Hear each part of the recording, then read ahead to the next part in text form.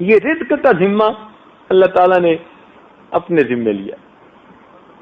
اللہ تعالیٰ رزق پہنچا کے رہتا ہے، یہ پکی بات ہے، سچی بات.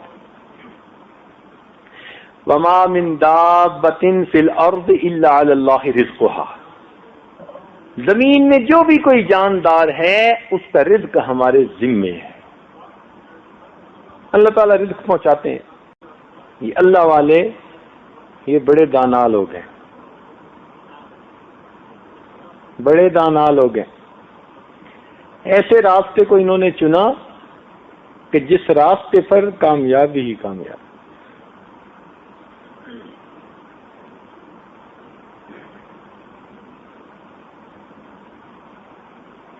یہ بازی عشق کی بازی ہے، جو چاہو لگا دو ڈر کیسا. یہ بازی عشق کی بازی ہے، جو چاہو لگا دو ڈر کیسا. گر جیت گئے تو کیا کہنے، گر ہار گئے تو مات نہیں.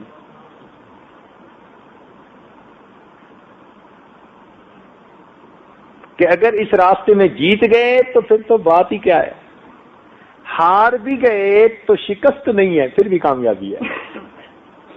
اللہ کے نام پہ بازی ہارے نا.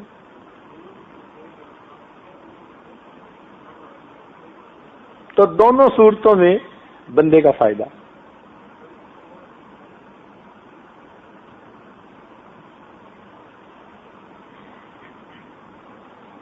اعمال صالحہ کے دنیاوی فائدوں میں سے ایک فائدہ کہ اللہ تعالیٰ رزق میں اضافہ فرما دیتے ہیں. قرآن مجید میں ارشاد فرمایا لَأَكَلُوا مِن فَوْقِهِمْ وَمِن تَحْتِ أَرْجُلِهِمْ.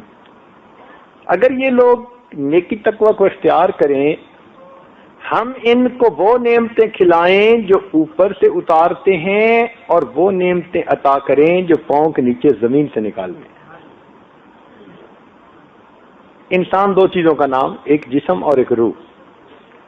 جسم مٹی سے بنا، جسم کی جتنی بھی ضروریات ہیں وہ مٹی سے نکلتی ہیں. پانی مٹی سے نکلتا ہے، زمین سے. سبزیاں پھل زمین سے نکلتے ہیں. لباس بنانے کے لیے فصلیں پتن وغیرہ کی زمین سے نکلتی ہیں.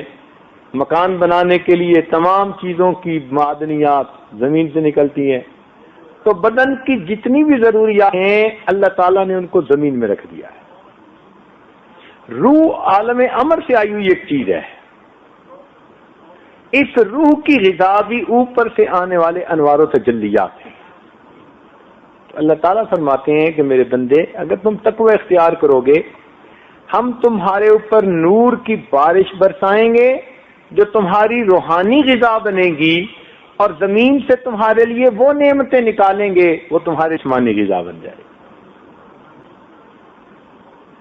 تم بس کرو گے، اتنا تمہیں عطا کریں گے.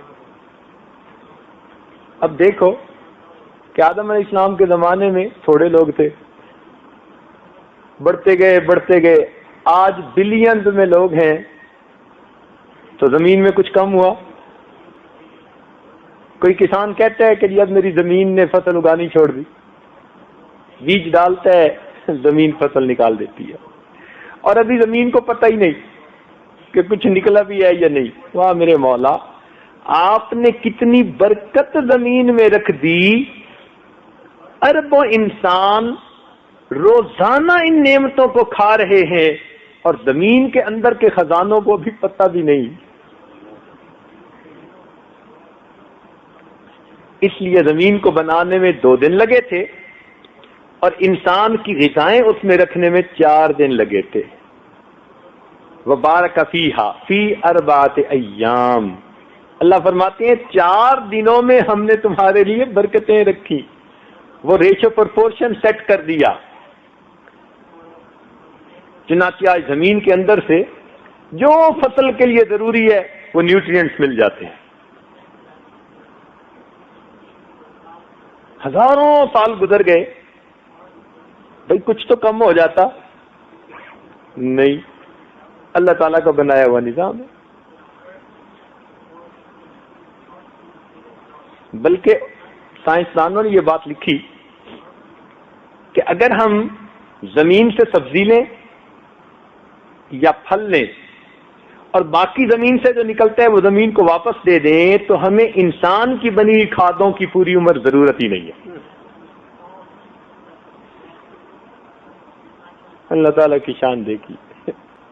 وہ کہتے ہیں سبزی اور پھل انسان کے لیے ہے اور باقی جو کچھ ہے وہ تو زمین ہی کٹ جانا چاہیے نا. تو اگر وہ واپس زمین میں ڈال دیا جائے تو اس میں اتنی فرٹیلائزر ہوتی ہے کہ انسان کو آرٹیفیشل فرٹیلائزر کی کبھی ضرورت ہی نہیں.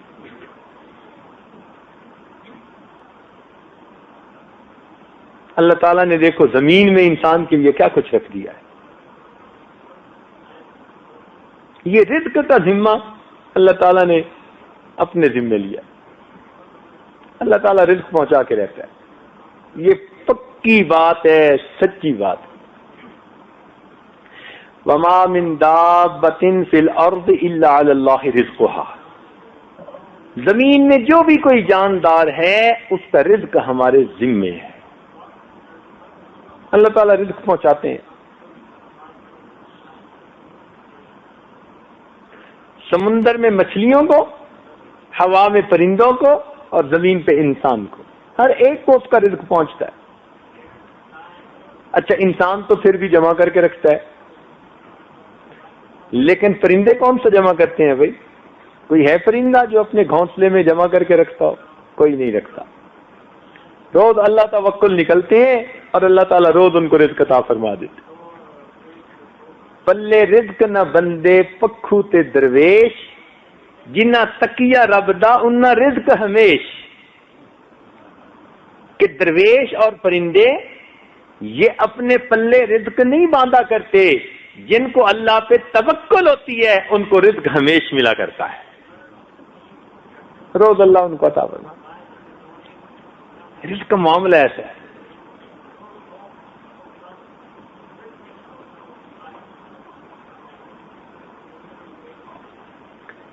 بلوں میں چیونٹیوں کو رزق دیتا ہے,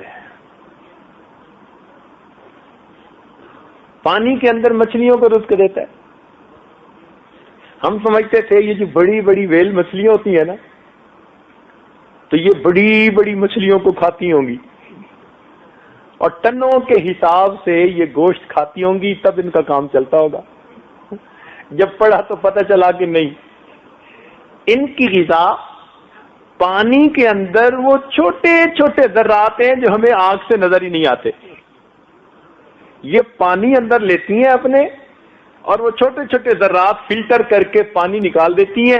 ذرات ٹنوں کے حساب سے ان کی غذا بن جاتے ہیں.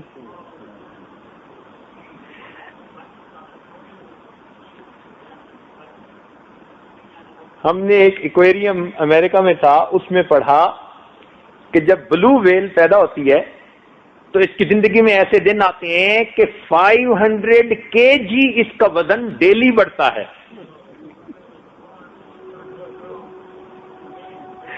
اب بتائیے کہ جس کا 500 kg ڈیلی وزن بڑھ رہا ہے اس کی خوراک کتنی ہوگی؟ اور وہ خوراک کیا کہ ہمیں پانی میں نظر ہی نہیں آتی. ہاں میرے مولا,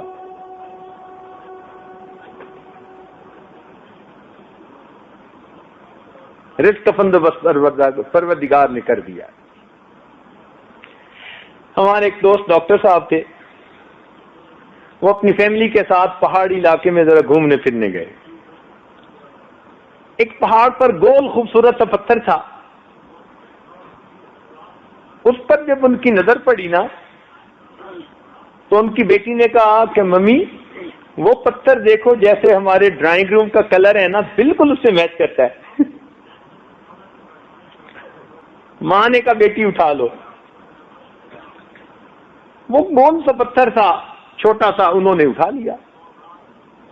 ان کی وائف نے کہا کہ ہم اس کو سفر کی یادگار کے طور پر اپنے ڈرائنگ روم میں رکھیں گے.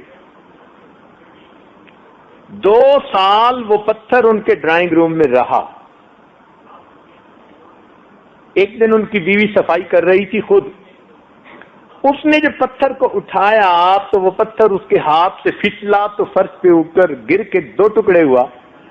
اس نے دیکھا تو اس کے اندر ایک سوراخ تھا, ایک کیویٹی تھی اندر. جب اس میں دیکھا تو ایک کیڑا اس میں سے نکل کے فرش کے اوپر چلنے لگے. حیران کہ 2 سال یہ پتھر ہمارے گھر پہ رہا، اے مالک تو کتنا بڑا ہے، بند پتھروں میں بھی تو کیڑوں کو غذا پہنچا دیتا ہے.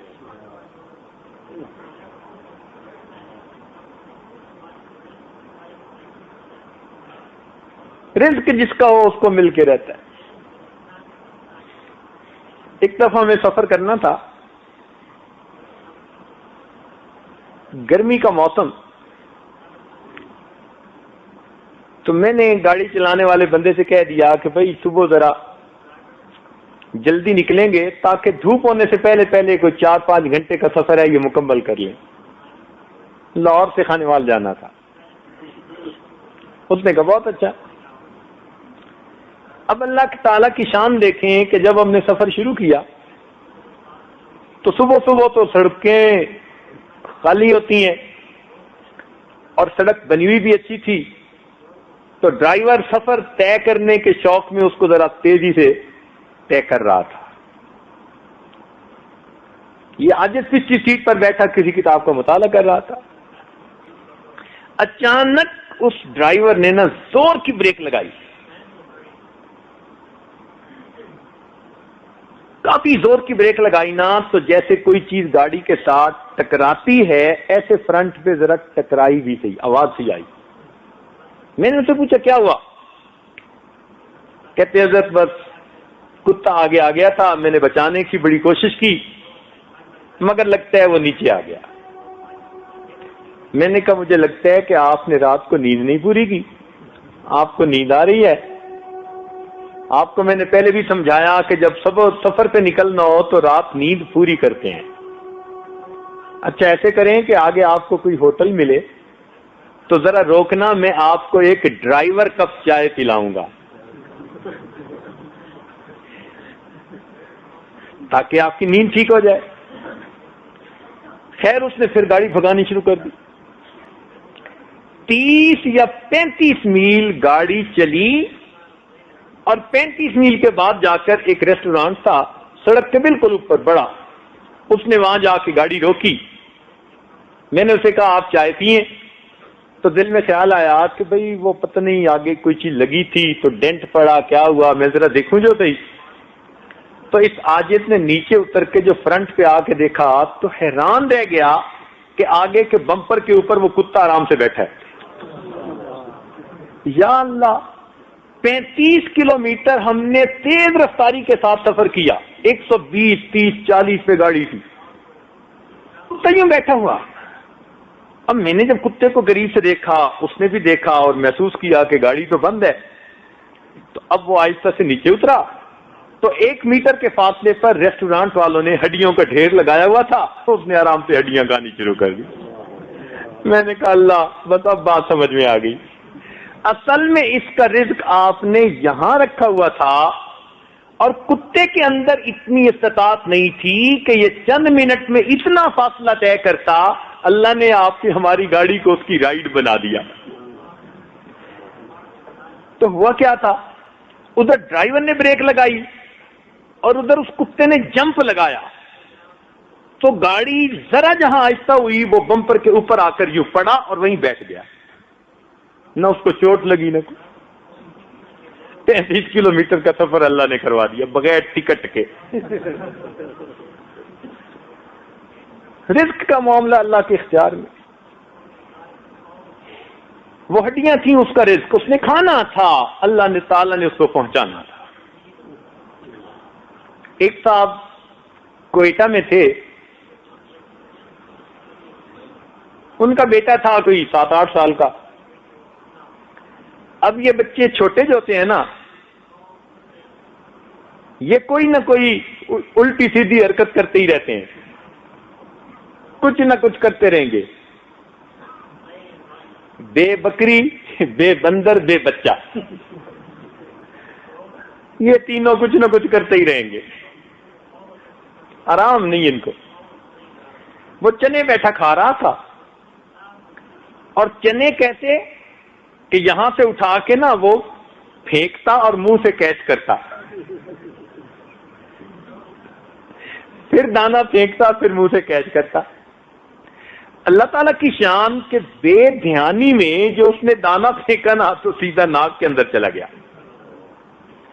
اب اس نے جلدی سے انگلی جب اور اندر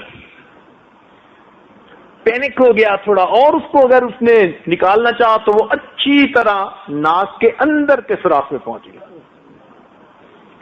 اب وہ ماں کے پاس آیا، امی یہ ہو گیا ہے. اب ماں سمجھدار تھی، وہ کہنے لگی کہ اس نے اتنا آگے پہلے سے پہنچا دیا، اگر میں نے کوشش کی تو ایسا نہ ہو کہ یہ اور اندر چلا جائے، زخم ہو جائے، کوئی کمپلیکیشن ہو جائے. مگر عجیب اللہ تعالیٰ کی شان کہ اسی دن انہوں نے لاہور واپس آنا تھا اپنے کسی عزیز کی شادی کے سلسلے میں، اور 1.25 گھنٹہ فلائٹ میں باقی رہ گیا تھا. بس ابھی وہ ماں اس سے بات کر ہی رہی تھی، اتنے میں خامد گھر آیا، کہنے لگا مجھے دفتر سے آتے ہوئے دیر ہو گئی، جلدی جلدی اب سامان اٹھاؤ، چونکہ 15 منٹ ایئرپورٹ پہنچنے میں لگیں گے اور گھنٹہ پہلے رپورٹ کرنی ہوتی ہے، اور فلائٹ نہیں میں مس کرنا چاہتا، اوور بکنگ ہے. لو جی، اس بیوی نے کہا جی کہ اس کے ساتھ تو یہ ہو گیا. اس نے کہا اس کی شرارت کا نتیجہ ہے نا، تو اب اس کو ہے تو کچھ نہ، تھوڑا عجیب سا فیل ہو رہا ہے، اس کو کہو کہ یہ گھنٹہ ڈیڑھ اس کو برداشت کرے، ہم وہاں لاہور پہنچ جائیں گے تو وہاں جا کر ہم، ہمارے کزن ایک ڈاکٹر ہیں، سرجن ہیں، ان سے یہ نکلوا لیں گے. چلو جی، بچے کو ماں نے سمجھایا بیٹا گھنٹے ڈیڑھ کی بات ہے تو اس کو برداشت کر لے، وہاں جا کے نکلوا لیں گے. یہ لاہور پہنچ گئے. اس سے آگے جس شہر پہنچنا تھا سامان رکھا، اس نے بچے کو لیا اور اپنے کزن کے گھر.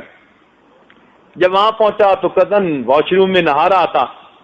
اس کی وائف نے اس کو بٹھایا ڈرائنگ روم میں اور کہا جی کہ بس جیسے ہی وہ ابھی واش روم سے باہر آتے ہیں ابھی آپ کے پاس آتے ہیں، آپ بیٹھے، میں کچن میں چائے بناتی. وہ چائے بنانے چلی گئی، یہ انتظار میں بیٹھ گئے. اتنے میں اس بچے کو چھینک آئی، اور چھینک ایسی زور کی تھی کہ ناک میں سے وہ دانا نکل کر فرش پر گرا. تو ڈاکٹر صاحب کے ہاں ایک مرغی تھی، وہ قریب پھر رہی تھی، اس نے دانے کو چگ لیا. وہ دانا اس مرغی کی غذا تھی. اب وہ 1000 میل سے زیادہ کیسے دور پہنچے؟ اللہ نے اس کو پہنچانے والا بنا دیا. چل بھائی، ہماری ٹی سی ایس ایسی ہوتی ہے، ہماری فیڈرل ایکسپریس ایسی ہوتی ہے. ہاں میرے مالک، یاد رکھیں اگر کسی پہاڑ کے نیچے کوئی پانی کا قطرہ ہو اور وہ کسی کا رزق ہے تو بندہ جب تک اس رزق کو نہیں کھائے گا تب تک اس کو موت نہیں آ سکتی. اس بارے میں اپنے رب پہ یقین پکا کر لیجیے، ٹھوس یقین، جو میرے مقدر میں ہے پروردگار نے مجھے پہنچانا ہے. نحن قسمنا بینہم معیشتہم، اللہ تعالیٰ فرماتے ہیں یہ رزق جو ہم نے تقسیم کیا ہے، اللہ رب العزت پہنچا دیتے ہیں.